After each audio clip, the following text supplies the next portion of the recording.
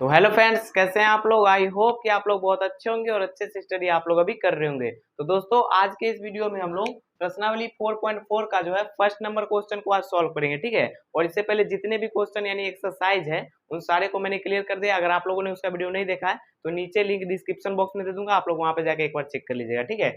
चलिए क्या करते हैं, स्टार्ट करते हैं और आप लोग वीडियो को लास्ट तक देखिएगा, तब जाके आप लोग को अच्छे से समझ में आएगा। देखिए, सबसे पहले हम लोग क्या करेंगे, तो अच्छे से क्वेश्चन को पढ़ लेते हैं कि क्वेश्चन क्या बोल रहा है, ठीक है।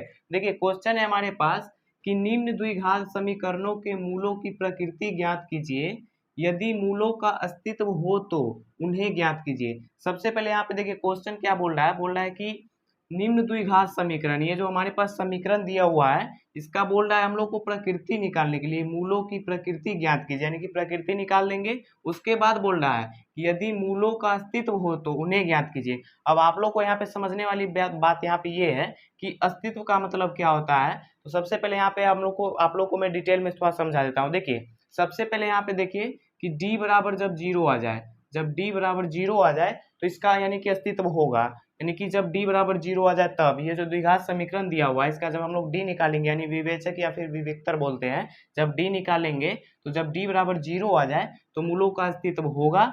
जब डी बराबर कोई प्लस वाला संख्या, यानी कि जैसे 5 आ जाए, 6 आ जाए, फिर 10 आ जाए, यानी कि कोई प्लस वाला संख्या धनात्मक संख्या आ जाए तो भी क्या होगा, अस्तित्व होगा, ठीक है। लेकिन जब डी बराबर माइनस वाला कोई संख्या आ जाए, जैसे -5 आ जाए, -6 आ जाए, या फिर माइनस वाला कोई भी संख्या आ जाए, यानी कि नेगेटिव संख्या कोई भी आ जाए, तो उसका हम लोग को यहाँ पे लिख देना है डायरेक्ट कि इसका मूलों का अस्तित्व नहीं है। लेकिन अगर ये दोनों आए, यहाँ पे डी बराबर जीरो और डी बराबर प्लस वाला कोई संख्या, तब जाके हम लोग का मूलों का अस्तित्व जो है ना होगा, ठीक है। उसके बाद हम लोग आगे द्विघात सूत्र वाला जो वो फॉर्मूला होता है वही फॉर्मूले पे हम लोग मतलब मान पुट करेंगे और हमारा आंसर आ जाएगा, ठीक है। तो आप लोग यहाँ पे समझ गए कि जब d बराबर जीरो होगा तो हम लोग को पहले मूलों की प्रकृति लिख देना है। प्रकृति क्या होता है, तो जैसे d बराबर जीरो आ जाए ना तो मूलों का प्रकृति हो जाएगा कि मूल वास्तविक एवं समान होंगे।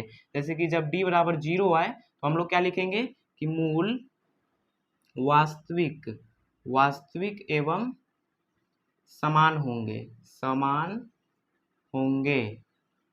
अब आप लोग यहाँ पे ध्यान देने वाली बात ये है कि यहाँ पे आप लोग सोचेंगे कि समान का मतलब क्या हो गया। जैसे कि अब हम लोग यहाँ पे d बराबर जीरो आया है तो इसका आंसर जो आएगा x बराबर जो आंसर आएगा, तो एक पहला मान के चलिए x बराबर 2 आया है तो दूसरा भी 2 ही आएगा, ठीक है।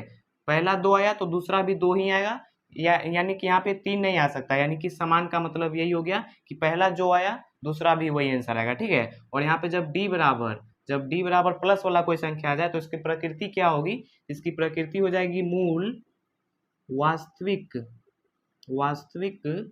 एवं असमान हो जाएगा। क्या हो जाएगा, असमान होंगे। अब असमान का मतलब आप लोग यहाँ पे समझिए, जैसे कि x बराबर कोई आंसर आया, जैसे कि हम लोग यहाँ पे मूल वास्तविक एवं असमान होंगे, तो x बराबर जब हम लोग का आंसर आया, मान के चलिए पहला x बराबर आया है 2, तो दूसरा आ जाएगा यहाँ पे 5, दूसरा क्या आ जाएगा 5, यानी कि कोई अलग आ जाएगा। यहाँ पे पहला कोई अलग, दूसरा कोई अलग। तो आप लोग यहाँ पे समझ गए कि प्रकृति हमारे पास यही दोनों है। अगर प्रकृति यहाँ पे अब तीसरा का बोला जाए, यानी कि d बराबर जब कोई माइनस वाला आ जाए तो वहां पे लिख देना है कि मूल अस्तित्व में नहीं है। और यही हो गया इसका आंसर, यानी कि तीसरा वाला जब कोई माइनस आ जाए तब, ठीक है। तो यहाँ पे मैंने डिटेल से आप लोगों को समझा दिया। अब चलिए डायरेक्ट क्वेश्चन पे चलते हैं और देखते हैं डी निकाल के कि डी क्या आता है, ठीक है। तो सबसे पहले यहाँ पे इसका डी निकाल लेते हैं और चेक करते हैं कि डी क्या आ रहा है। तो सबसे पहले यहाँ पे हल लिख देते हैं और उसके बाद यहाँ पे आप लोगों को तो मालूम ही होगा कि ये समीकरण दिया हुआ है, इसमें ए बी सी क्या क्या है, नहीं मालूम है तो यहाँ पे देख लीजिए। देखिए यहाँ पे ए हमारा ए का मान कितना हो गया, तो 2 है। फिर बी का मान कितना है, तो बी बराबर यहाँ पे देख सकते हैं -3 है। और सी बराबर कितना हो जाएगा, सी बराबर हो जाएगा यहाँ पे 5। अब आप लोग बोलिए कि यहाँ पे एक्स क्यों नहीं लिए, क्योंकि यहाँ पे केवल अचर वाले लेते हैं, चर वाले नहीं, ठीक है। ये तो आप लोग को मालूम ही होगा कि केवल अचर वाले लेते हैं। अचर किसे कहते हैं, अचर उसे कहते हैं जिसका मान नहीं बदलता है, और चर जो है ना, चर का मान मतलब बदलते रहता है, ठीक है। तो यहाँ पे आप लोग समझ गए। अब जाके हम लोग को यहाँ पे डी निकालना है, तो डी बराबर हो जाएगा, यहाँ पे फॉर्मूला होता है बी स्क्वायर माइनस में 4 इंटू ए इंटू सी। तो यहाँ पे अब इसका मान पुट करेंगे और हमारा आंसर आ जाएगा। देखिए डी का मान कितना है, तो -3 का स्क्वायर हो जाएगा यहाँ पे, फिर -4 है तो 4, ए का मान कितना है, तो ए का मान यहाँ पे देख सकते हैं कि 2 है तो 2 रखेंगे, फिर सी का मान 5 है तो 5, ठीक है। यहाँ तक क्लियर। अब उसके बाद फिर यहाँ पे देखिए, अब इसको सॉल्व करेंगे तो 3 का स्क्वायर करेंगे तो यहाँ पे हो जाएगा 9, क्योंकि स्क्वायर का मतलब आप लोग जानते हैं ना कि 2 बार गुना कर देना, जैसे कि -3 गुना -3 करेंगे तो माइनस माइनस हो गया प्लस और 3 तिहाई हो गया 9। तो यहाँ स्क्वायर का मतलब 2 बार गुना कर दीजिए, हो गया, ठीक है। फिर माइनस है तो माइनस 4 दूनी के 8 और 8 पंच हो गया 40। यहाँ तक क्लियर। अब यहाँ पे देखिए इसको घटा देंगे, यानी कि यहाँ पे देख सकते हैं कि माइनस का चिन्ह बड़ा है, यहाँ पे 40 में माइनस का चिन्ह लगा हुआ है यानी बड़ा है, और यहाँ पे प्लस का चिन्ह यानी प्लस छिपा हुआ रहता है, यहाँ पे ये छोटा है, तो प्लस माइनस क्या होता है तो माइनस होता है। तो यहाँ पे हम लोग घटाएंगे तो आ जाएगा यहाँ पे माइनस में 31। यहाँ तक आप लोग समझ गए कि घटाए तो कितना आया तो माइनस में 31। अब यहाँ पे देखिए डी बराबर जो हमारे पास आया है वो आया है माइनस में 31। तो अब आप लोग बोले कि ये मूलों का अस्तित्व है, तो नहीं है, क्योंकि यहाँ पे ये माइनस में आया है। मैं आप लोगों को पहले यहाँ पे बता दिया हूँ कि जो माइनस में आया उसको यहाँ पे ये वाला लिख देना है। तो यहाँ पे हम लोग लिख देंगे अतः मूल अस्तित्व में नहीं है, इसलिए इसका हल जो है ना असंभव होगा, इसलिए इसका हल असंभव है और यही हो गया इसका आंसर, ठीक है। तो आप लोग यहाँ तक समझ गए। अब इसको आप लोग अच्छे से नोट कर लीजिएगा। और आइए अब हम लोग क्या करते हैं तो दूसरा क्वेश्चन लेते हैं और उसको अच्छे तरीके से सॉल्व करते हैं। तो आइए दोस्तों अब हम लोग दूसरा नंबर क्वेश्चन को सॉल्व करते हैं। इसमें भी पहले डी निकाल कर देख लेते हैं, ठीक है। तो सबसे पहले यहाँ पे हल लिख देंगे और उसके बाद इसका डी निकाल लेते हैं, ठीक है। तो यहाँ पे ए और बी का मान तो आप लोग को मालूम ही होगा। तो यहाँ पे देखिए ये हो गया हमारे पास ए और ये है यहाँ पे बी और यहाँ पे जो ये है ना ये सी है, ठीक है। तो यहाँ पे देख सकते हैं कि अब डी निकालेंगे तो डी बराबर हो जाएगा बी स्क्वायर माइनस में 4ac। डी को हम लोग विवेचक भी बोलते हैं और विविक्तर भी बोलते हैं, ठीक है। तो यहाँ पे देखिए इसका मान रखते हैं तो बी का मान कितना है तो माइनस में 4 है और रूट अंदर 3 है। एक्स उक्स नहीं लेंगे, ठीक है। यहाँ पे आप लोग को ये बात ध्यान में रखना है।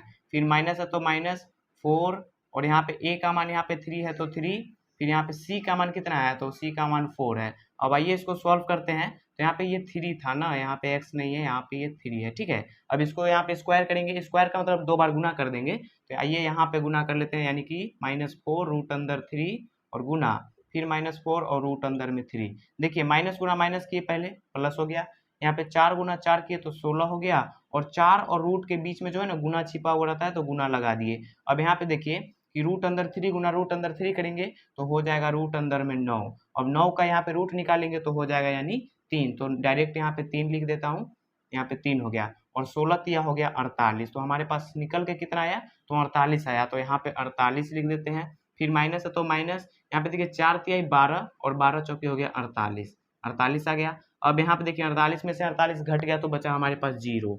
यहाँ पे क्या गया 0। तो अब देखिए कि d बराबर हमारे पास 0 आया है। तो मैंने आप लोगों को बोला था कि जब d बराबर 0 आ जाए तो उसका मूलों की प्रकृति क्या होगी। यहाँ पे प्रकृति बोल रहा है ना क्वेश्चन में कि प्रकृति भी ज्ञात करना है। तो उसका प्रकृति क्या हो जाएगा जब d बराबर 0 आएगा तो हो जाएगा मूल वास्तविक एवं समान होंगे। तो हम लोग यहाँ पे लिख देंगे कि अतः मूल वास्तविक एवं समान होंगे लिख दिए। अब हम लोग को जो है ना इससे आगे भी अब सॉल्व करना है। क्या करना है अब तो बोल रहा है ना यहाँ पे कि यदि मूलों का अस्तित्व हो तो उन्हें ज्ञात कीजिए, यानी कि इसका तो मूल का अस्तित्व है तो हम लोग इसका प्रकृति लिख दिए। वही हुआ प्रकृति लिख दीजिए या फिर ये लिख दीजिए कि मूलों का अस्तित्व है। तो यहाँ पे मैंने प्रकृति लिख दिया है, या फिर आप लोग ये भी लिख सकते हैं कि मूलों का अस्तित्व है। तो यहाँ पे ये भी आप लोग लिख सकते हैं, ठीक है। तो यहाँ पे अब हम लोग को द्विघात सूत्र की मदद से निकालना है, ठीक है। तो उसका फॉर्मूला क्या होता है तो सबसे पहले हम यहाँ पे साफ कर लेते हैं और उसके बाद यहाँ पे बताएंगे, ठीक है। तो आइए अब हम लोग यहाँ पे अब सॉल्व करते हैं। तो सबसे पहले यहाँ पे अब द्विघात सूत्र लिख लेते हैं कि क्या होता है। तो लिखेंगे द्विघात सूत्र बराबर क्या होता है तो वो होता है -b और प्लस माइनस रूट अंदर में d और बटा में होता है 2 × a, ठीक है। द्विघात सूत्र यही होता है। और यहाँ पे अब हम लोग को x लिख देना है। द्विघात सूत्र के यहाँ जगह पे x लिख दिए। x क्यों लिखे, यहाँ पे y क्यों नहीं लिख दिए। तो यहाँ पे आप लोग देख सकते हैं कि ये जो समीकरण है हमारे पास वो x के पद में, इसीलिए हम लोग x लिखे हैं। फिर बराबर दे देंगे और उसके बाद यहाँ पे मान रखेंगे, यानी कि b का मान कितना है तो यहाँ पे देख सकते हैं कि b हमारे पास है -4 और रूट अंदर में 3 और एक माइनस पहले से है यहाँ पे, इसीलिए कोष्ट दे देंगे, ठीक है। माइनस फिर यहाँ पे -4 और रूट अंदर में 3 और फिर प्लस माइनस है तो प्लस माइनस, और डी कितना आया है तो डी हमारे पास 0 आया है। अब यहाँ पे फिर बटा 2, ए कितना है तो ए हमारे पास यहाँ पे 3, तो 3 रख देंगे। अब इसको सॉल्व कर लेते हैं। यहाँ पे x बराबर, यहाँ पे देखिए माइनस माइनस हो गया प्लस, तो यहाँ पे तो माइनस माइनस प्लस लिखेंगे नहीं, तो यहाँ पे हो गया 4 और रूट अंदर में 3 बचा। फिर प्लस माइनस, यहाँ पे 0 का रूट निकालेंगे तो 0 ही होगा, तो 0 लिख देते हैं। फिर यहाँ पे देखिए 3 दूनी के हो गया 6, तो यहाँ तक क्लियर हो गया। अब इसको क्या करना है कि एक बार प्लस में और एक बार माइनस में, यानी कि 0 तो ना घटेगा और ना जुटेगा, ठीक है। अब यहाँ पे देखिए इसको सॉल्व करेंगे। यहाँ पे इसको सॉल्व करने के बाद हम लोग यहाँ पे जो है ना उसके बाद आगे बढ़ेंगे। तो यहाँ पे देखिए कटने वाला है, 2 दूनी के 4 कट गया और 2 तिहाई 6, तो हमारे पास x बराबर कितना आया 2√3, 2√3, और यहाँ पे नीचे है 3। अब इसको हम लोग क्या करना है, ये आंसर नहीं हुआ यहाँ पे। अब हम लोग क्या करना है कि इसको ऊपर वाला जो है ना ये अंश, ये जो हमारे पास अंश है x बराबर यहाँ पे लिख देते हैं, ये जो हमारे पास है 2 और रूट अंदर में 3, इससे अब हम लोग को ऊपर नीचे गुना कर देना है दोनों में, ठीक है। तो आइए यहाँ पे अब हर परिमेयकरण बोलते हैं उसको हम लोग, यानी कि अंश वाले से दोनों ऊपर नीचे गुना करना को हम लोग हर परिमेयकरण बोलते हैं, ठीक है। तो आइए यहाँ पे कर लेते हैं। तो यहाँ पे ऊपर वाले से गुना करना है ना, यहाँ पे तो देखिए गुना करेंगे तो हो जाएगा 2 और रूट अंदर में 3, फिर बटा फिर 2 और रूट अंदर में 3। अब इसको गुना करेंगे तो यहाँ पे हो जाएगा x बराबर कितना होगा, 2 दूनी के हो गया 4, फिर यहाँ पे रूट अंदर 3 गुना रूट अंदर 3 करेंगे तो हो जाएगा रूट अंदर 9, और 9 का रूट निकालेंगे तो हो जाएगा 3, तो गुना में हो जाएगा 3 और बटा में 3 दूनी के 6, और यहाँ पे रूट अंदर 3 है तो रूट अंदर 3। यहाँ पे आप लोग समझ गए कि 2 गुना 2 के 4, फिर 2 और रूट के बीच में गुना है तो गुना, और यहाँ पे 3 तिहाई हो गया 9, और 9 का रूट निकालेंगे तो 3 आएगा। फिर यहाँ पे देखिए 3 दूनी 6, फिर रूट अंदर 3 है तो रूट अंदर 3। यहाँ पे आप लोग समझ गए। अब इसको आइए यहाँ पे अब सॉल्व कर लेते हैं, ठीक है। और यहाँ पे देखिए अब क्या करेंगे तो हो जाएगा यहाँ पे 4 तिहाई 12, यहाँ पे क्या हो गया तो 12 हो गया, और बटा में कितना हो जाएगा तो 6 और रूट अंदर 3 है, 6 और रूट अंदर 3 है और बराबर है। और उसके बाद देखिए यहाँ पे ये कटने वाला है ना, यहाँ पे देखिए 6 एकम 6 और 6 दूनी 12 कट गया, तो हमारे पास आया है 2 और रूट अंदर में 3, 2 और रूट अंदर में 3 आया है। ये क्या आया है तो ये x बराबर आया है, और हम लोग को d क्या आया था तो d आया था हमारे पास 0। तो मैंने आप लोग को बोला था कि जब भी d बराबर 0 आए तो इसका आंसर जो आएगा वो समान होगा, यानी कि x बराबर हमारे पास ये 2 और बटा में रूट अंदर 3 आया है, तो दूसरा भी यही हो जाएगा। दूसरा भी हम लोग क्या लिख देंगे तो यहाँ पे लिख देंगे 2 और बटा में रूट अंदर 3, और यही हो गया इसका आंसर। यहाँ पे आप लोग समझ गए कि x बराबर जो है उसी को एक बार और लिख देना है, वही हो जाएगा इसका आंसर जब d बराबर 0 आए तब। तो आइए अब हम लोग अगला क्वेश्चन लेते हैं और उसको अच्छे तरीके से सॉल्व करते हैं। तो आइए दोस्तों अब हम लोग तीसरा नंबर क्वेश्चन को सॉल्व करते हैं। इसमें पहले d निकाल के देख लेते हैं कि क्या आता है, ठीक है। तो सबसे पहले यहाँ पे हल लिख देते हैं और d निकाल लेते हैं। तो यहाँ पे देखिए यहाँ पे ये हो गया हमारे पास a, यहाँ पे ये देखिए -6 हो गया b, और यहाँ पे 3 हो गया c। अब d निकालेंगे यानी कि विवेचक निकाल लेंगे, तो इसका फॉर्मूला होता है b² माइनस में 4ac। ये फॉर्मूला आप लोग जरूर याद कर लीजिएगा, ठीक है, तब जाके ये सब क्वेश्चन बनेगा। अब यहाँ पे देखिए मान रखेंगे, b का मान कितना है तो माइनस में 6 का स्क्वायर है, हो जाएगा। फिर यहाँ पे देखिए माइनस है तो -4, a का मान हमारे पास 2 है तो 2, और c का मान 3 है तो 3 रख दिए। अब यहाँ पे इसका स्क्वायर करेंगे यानी -6 का स्क्वायर करेंगे तो हो जाएगा यहाँ पे 6 के 36 हो गया। माइनस का स्क्वायर यानी कि माइनस गुना माइनस करेंगे तो प्लस हो जाएगा। फिर यहाँ पे माइनस है तो माइनस, 4 दूनी 8 और 8 तरीके हो गया 24। यहाँ तक क्लियर। अब यहाँ पे इसको जब घटा देंगे तो कितना बचेगा, 6 में से 4 गया 2, 3 में से 2 गया 1, यानी 12 बचा। अब d बराबर आप लोग यहाँ पे देखिए कि हमारे पास 12 आया है, यानी कि कोई प्लस वाला संख्या है, यहाँ पे प्लस वाला संख्या 12 है, यानी कि धनात्मक संख्या है। तो मैंने बोला था कि जब भी धनात्मक संख्या है तो उसका प्रकृति क्या होगा, उसका प्रकृति हो जाएगा कि अतः मूल वास्तविक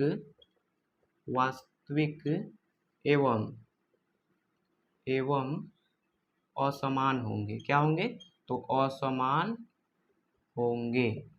या फिर आप लोग ऐसे भी लिख सकते हैं कि मूलों का अस्तित्व है, ये भी लिख सकते हैं या फिर ये भी लिख सकते हैं, कोई दिक्कत नहीं है। आइए ये भी लिख देते हैं, क्या लिखेंगे तो मूलों का अस्तित्व है, इसलिए यहाँ पे लिख देंगे इसीलिए मूलों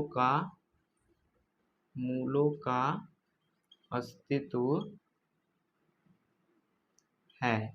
यहाँ तक आप लोग अब समझ गए कि यहाँ पे प्रकृति हम लोगों ने लिख दिया। अब जब d बराबर कोई प्लस वाला संख्या है तो यानी मूलों का अस्तित्व है, तो उन्हें ज्ञात कीजिए, किन्हें तो हम लोग को द्विघात सूत्र की मदद से निकाल देना है। तो आइए यहाँ पे अब निकाल देते हैं, ठीक है। यहाँ पे लिखेंगे द्विघात सूत्र, द्विघात सूत्र बराबर क्या होता है, तो minus b plus minus root अंदर में डी होता है और बटा में 2a होता है। ये फॉर्मूला आप लोग जरूर याद कर लीजिएगा, ठीक है, नहीं तो नहीं बनेगा ये सब क्वेश्चन। अब उसके बाद हम लोग क्या करेंगे, तो मान रखेंगे, यानी कि यहाँ पे हो गया x बराबर, x क्यों हुआ, क्योंकि ये समीकरण x के पद में है। अब मान रखेंगे, यानी कि b का मान कितना है, तो -6 है और एक माइनस यहाँ पे पहले से है, तो एक कोष्ट लगा देंगे, -6 प्लस माइनस है तो प्लस माइनस रूट अंदर डी आया है हमारे पास 12, तो 12, फिर यहाँ पे देखिए 2 और गुना, a का मान हमारे पास 2 है तो 2 रख दिए, ठीक है। अब यहाँ पे ये इसको सॉल्व कर लेंगे तो हो जाएगा, देखिए माइनस माइनस हो गया प्लस, तो बचा यहाँ पे 6 प्लस माइनस यहाँ पे हो गया कितना, रूट अंदर 12 है। अब हम लोग को 12 का तो यहाँ पे रूट नहीं निकलेगा,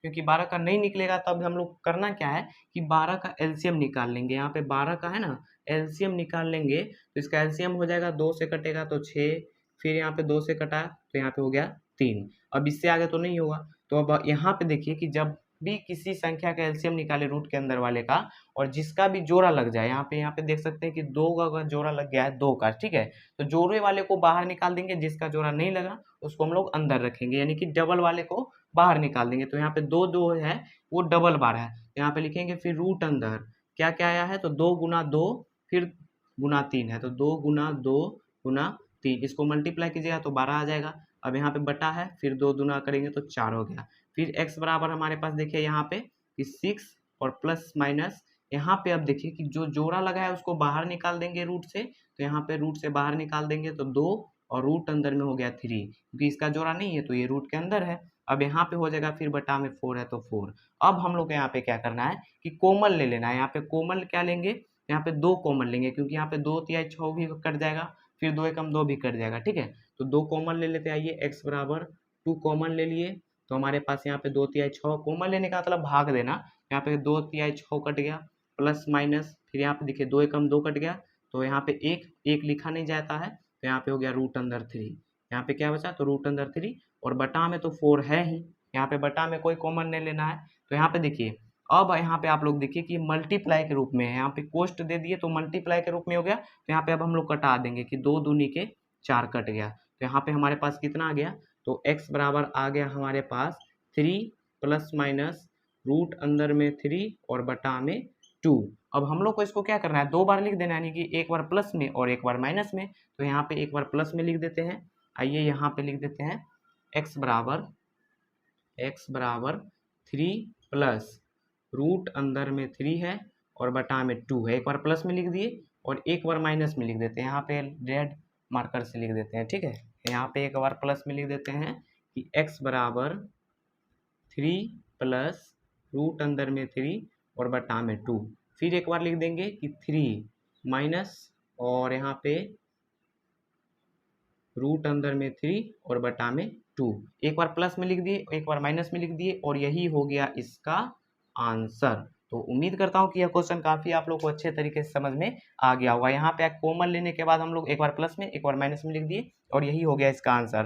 तो उम्मीद करता हूँ कि सारे के सारे क्वेश्चन आप लोग को अच्छे तरीके से समझ में आ गया होगा। तो चलिए मिलते हैं नेक्स्ट वीडियो में नेक्स्ट क्वेश्चन के साथ। तब तक के लिए आप लोगों को वीडियो अच्छी लगी हो तो वीडियो को एक लाइक कर दीजिएगा। अगर चैनल पर नया है तो चैनल को सब्सक्राइब करके ऑल पे क्लिक कर लीजिएगा, ताकि मेरा वीडियो सबसे पहले आप तक पहुंचे। चलिए मिलते हैं किसी नेक्स्ट वीडियो में, तब तक के लिए बाय बाय दोस्तों।